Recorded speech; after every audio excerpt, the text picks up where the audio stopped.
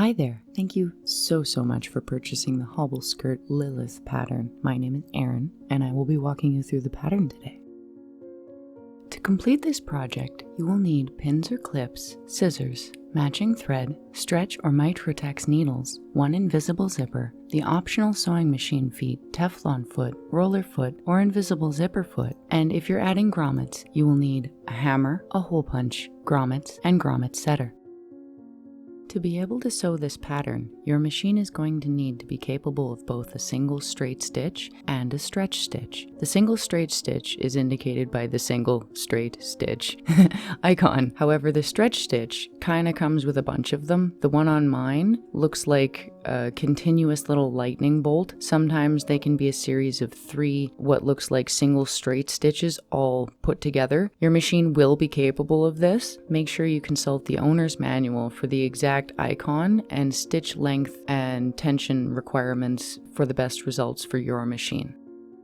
I always like to get the little fiddly bits out of the way first. We're going to start with your optional grommet strips. If you're not adding these, go ahead and skip ahead. However, if you are, what we're going to do is take each of these and fold them lengthways, right sides together, pin or clip in place.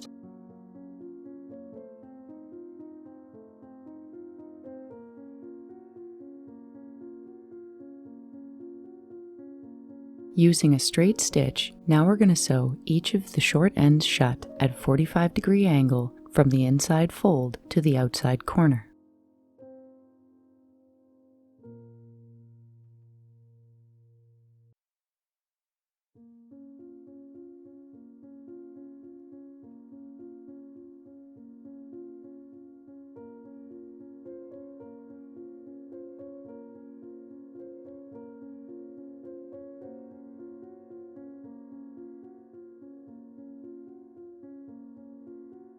Once that's done, trim off the little triangle corners of the outside seam allowance. Turn both of these right sides out and repin or clip them shut.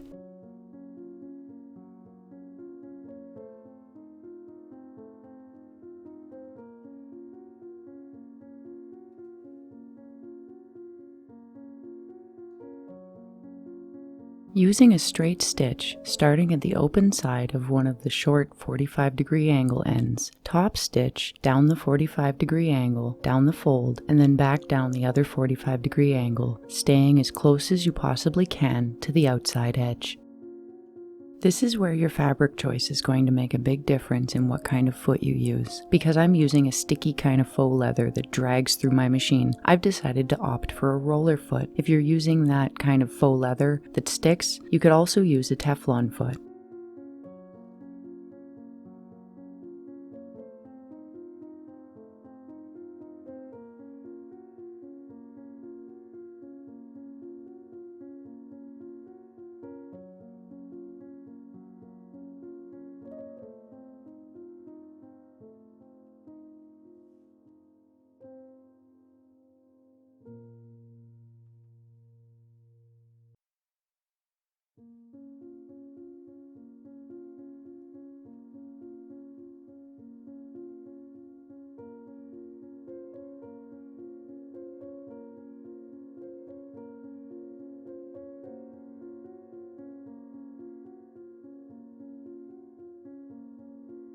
The size of the grommets that you have chosen to use is going to be the largest determinant of how many you place along your little grommet strips. Measure what's left of your grommet strips and measure your grommets, and then do the math and figure out how to place them equally spaced.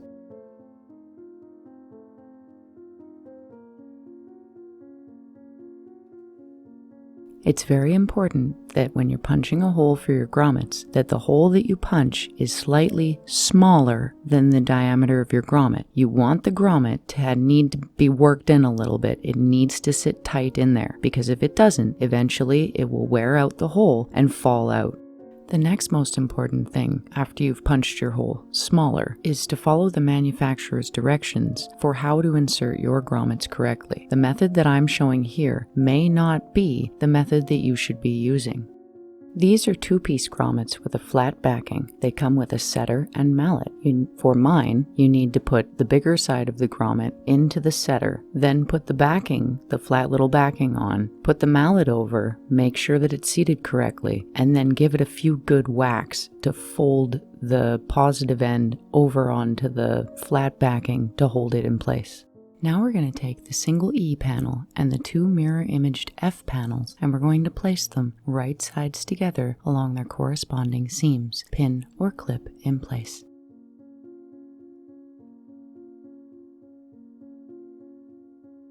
Sew a straight stitch down each seam that you've pinned or clipped in place.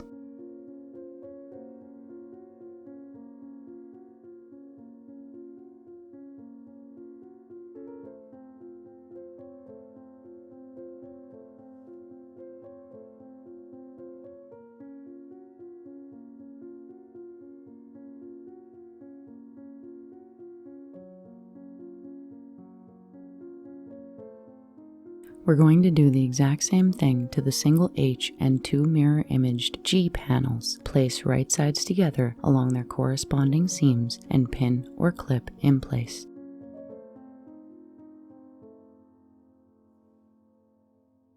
Sew a single straight stitch down both seams that you've pinned or clipped.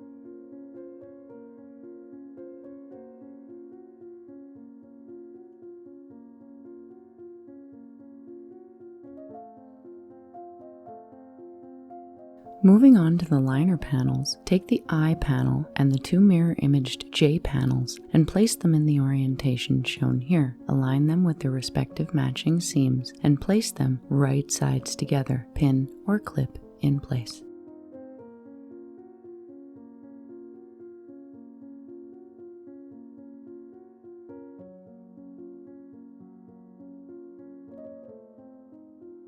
Sew a single straight stitch along the seams that you've clipped or pinned.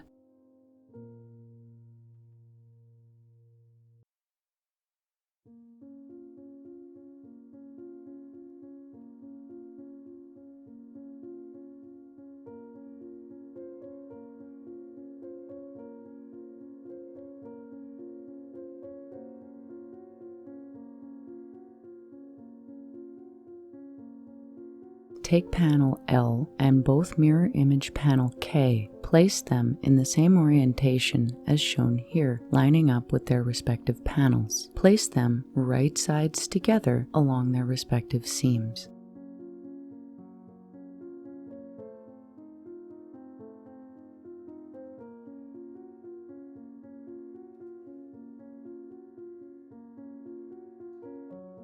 Sew a single straight stitch along the seams that you've clipped or pinned.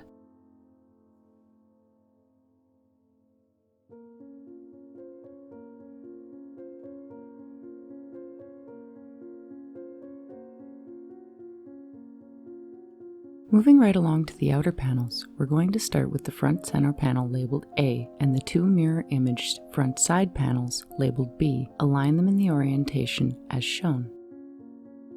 The two grommet strips that we constructed earlier will go in the seams between panel A and both panels B at the very top, just below the seam allowance that you have chosen. Place both B panels over top of the A panel right sides together, making sure that your grommet strip is close to the top inside the seam allowance between both A and B panels. Pin or clip in place.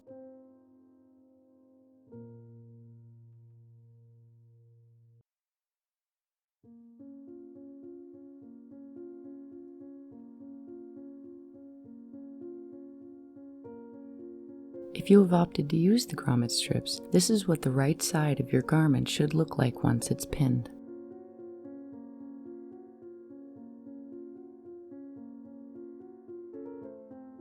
Sew a single straight stitch along the seams that you've clipped or pinned.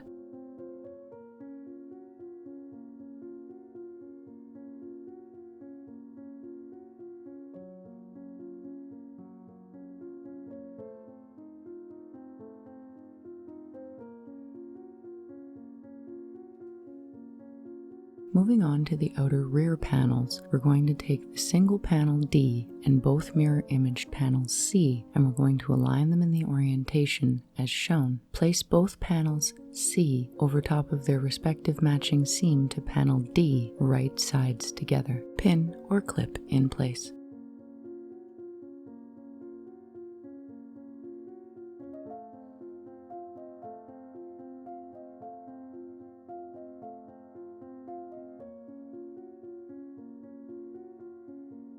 Sew a single straight stitch along the seams that you've clipped or pinned.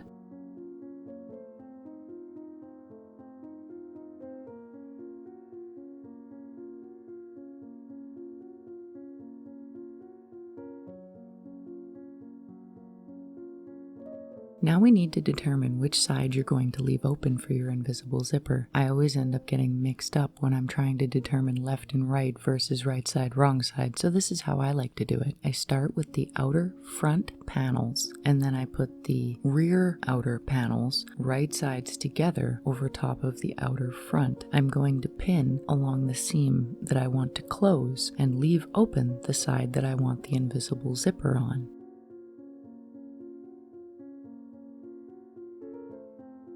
Now open it up so that all the outer panels are facing right side up. Then I take my liner panels and face them right sides together with my outer panels matching front side to front side and back side to back side, and then I pin along the adjoining seam.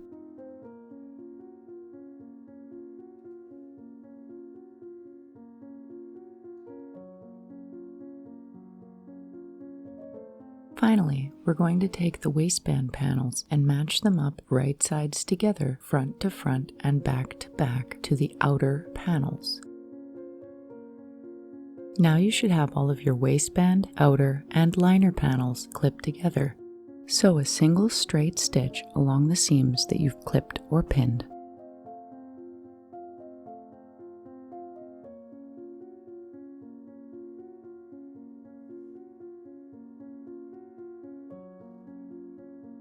Now we're going to attach the liner panels to the waistband strip. Start by placing both right sides up and matching the front center panel on each the liner and the waistband strip. Place them right sides together. Pin or clip in place.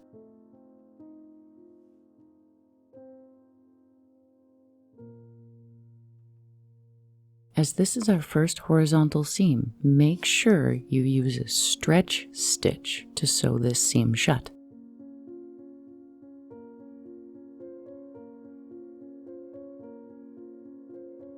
Lay out your outer panels so that the right side of the rear center panel is facing upwards, right side up. We're going to take the M panel, the rear split panel, and we're going to place it at the center of the bottom of the rear center panel, panel D. The short side of the M panel should be connected to the bottom of panel D, running lengthways up in the center towards the top.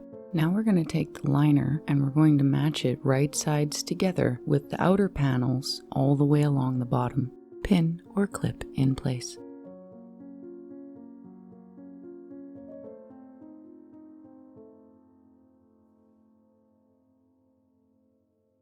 Sew a single stretch stitch across where you've clipped or pinned.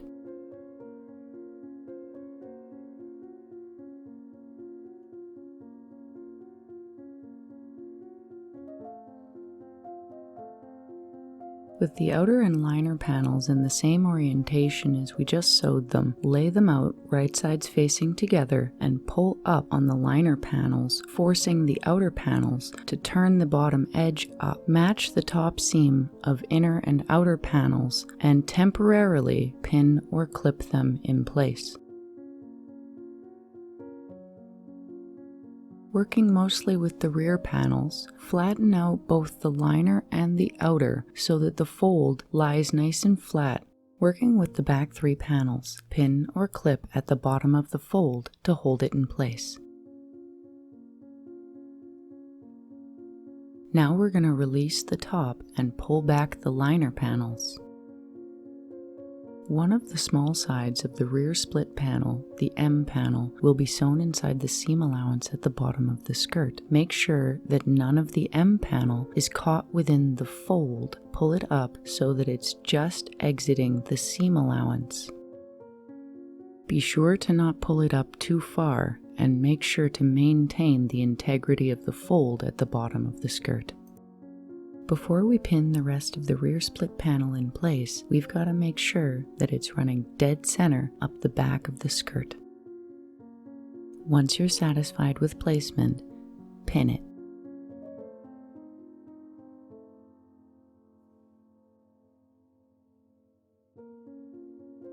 Now turn the liner back over to reveal the wrong side of the fold. Push a pin through so that you can see exactly where your line is, and then either pin, use a marker, or another method so that you know exactly where your split is going to continue down to the bottom of the fold. Now we're going to sew the stabilizing stitch for the rear split in the skirt. Only sew through the outer fabric panels. Essentially, we need to sew from the bottom of the skirt in one continuous line all the way up from the bottom, stopping at the point where we've decided to stop, turning around and continuing back down to the bottom of the skirt. This is technically impossible because we have a seam allowance with a liner in between. So we're going to do what we can, which is sew through the fold at the bottom up into the seam allowance and then continue on the other side through the center panel all the way up into the split and back down, matching with another seam through the fold. Because I'm stitching so close to the little line that I've marked, it's rather hard to show you exactly what I'm doing, but I'm just sewing a straight stitch as close as I can, leaving about 1/8 of an inch between each stitch line on either side of the little silver line that I've marked.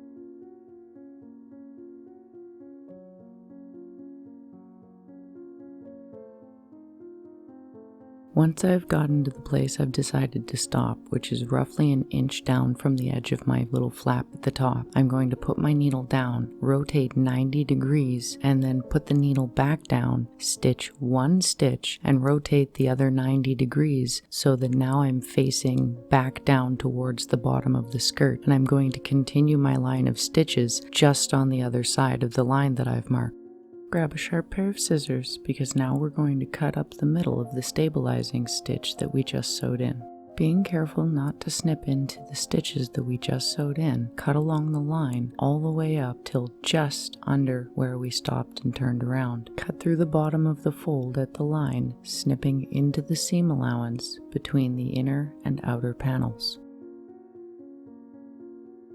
Continue cutting along the line where panel M is sewn to panel D.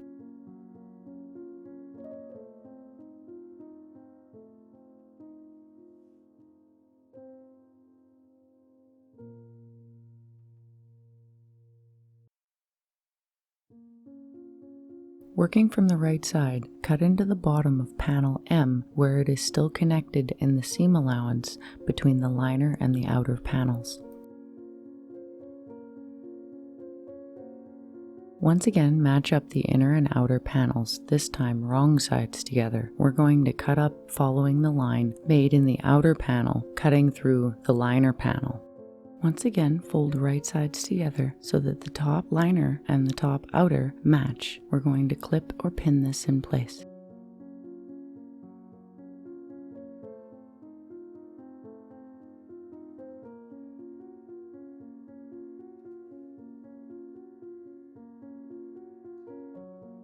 Sew a single stretch stitch along the seam where you've clipped or pinned.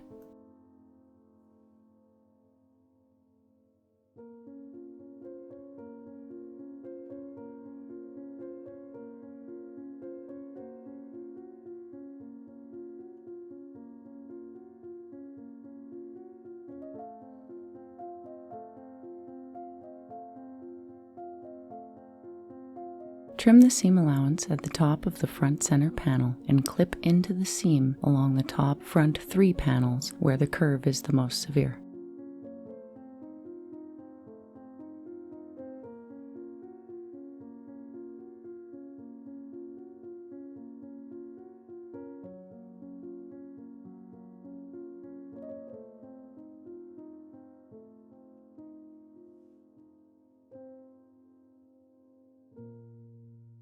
Now we're going to turn the whole thing right sides out.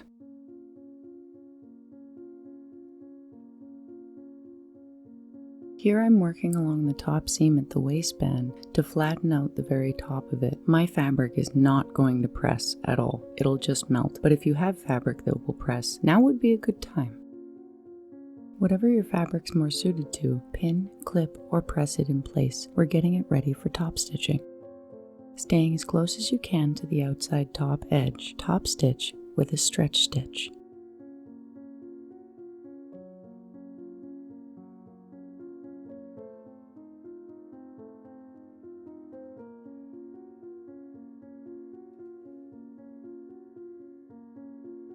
Along the two open sides of your skirt, pin or clip the liner to the outer panels.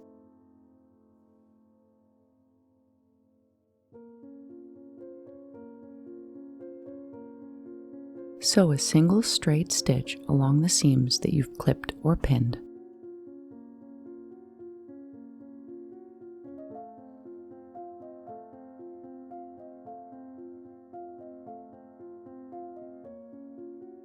Now, right sides together, we're going to match up the one open seam at the side that's left. Starting from the bottom, pin or clip up to the spot where you want the invisible zipper to stop. Using a single straight stitch, sew only this portion of the seam shut. Do not continue up the rest of the seam.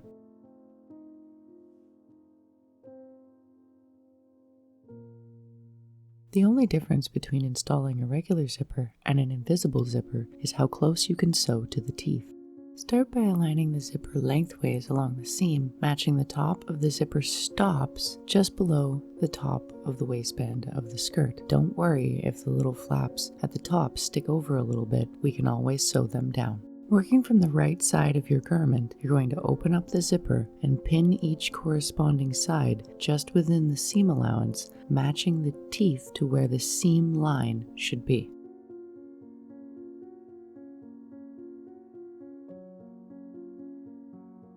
Staying as close as you can to the tiny little zipper teeth, stitch each side of the zipper down into the seam allowance. You can use a regular zipper foot, there's no reason you can't. I find it much easier to use an invisible zipper foot. I made a whole little series on sewing machine feet and how to use all the special ones on my channel. I will link the little video on how to use and install this invisible zipper foot in the top right hand corner of this video.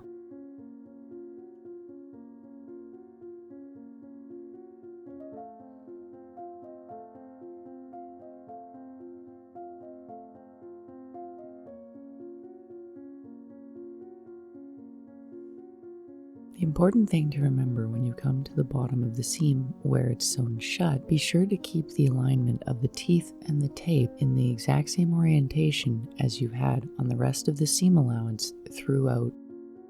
Before we trim the bottom of the zipper, we have to make sure that the little zipper pull isn't going to fly off the end. You can do this with a zigzag on your sewing machine by just sewing over top of the zipper teeth, or you can do as I'm doing here and just loop a piece of thread a bunch of times around where you want the zipper to stop.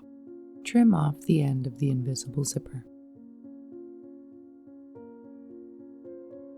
It's finally time to finish the split at the back of the skirt. Working from the outside, turn what remains of panel M over into the inside, encasing the liner underneath the little flaps. Pin or clip in place.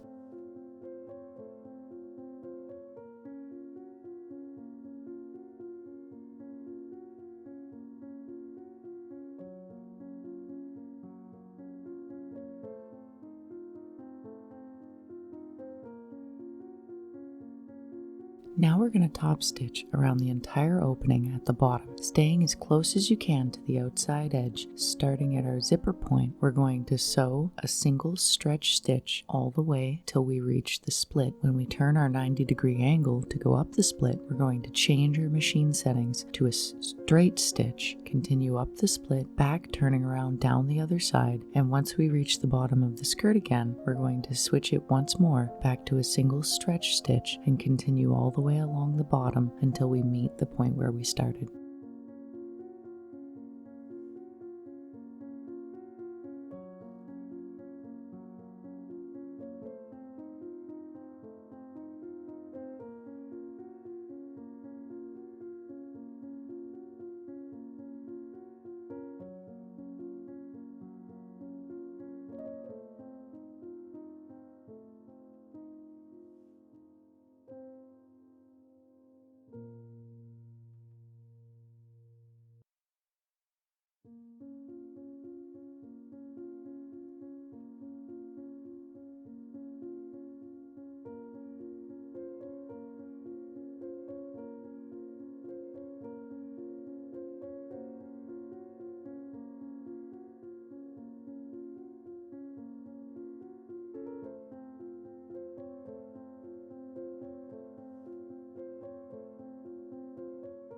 Installing grommets at the back of the split is an option if you've decided not to do this. Just trim off the excess and you're done. If you're installing grommets, however, you're going to need a stabilizing stitch. Mark the back of the split equal distance, keeping in mind the size of your grommets on either side.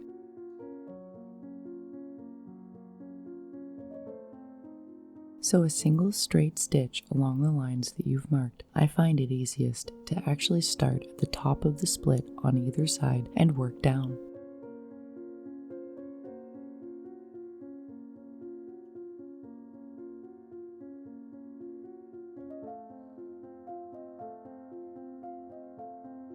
Trim off any remaining excess from the back of the split.